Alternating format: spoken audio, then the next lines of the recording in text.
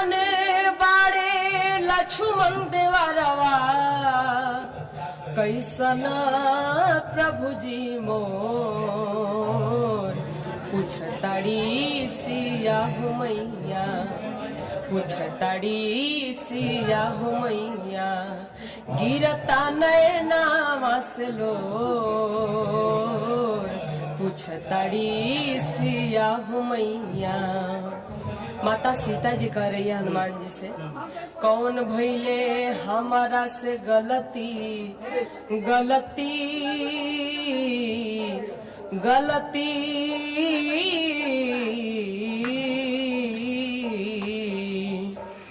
कौन भइले हमारा से गलती, लिहले ना सुधिया मोर। रोताड़ी माई जानकी।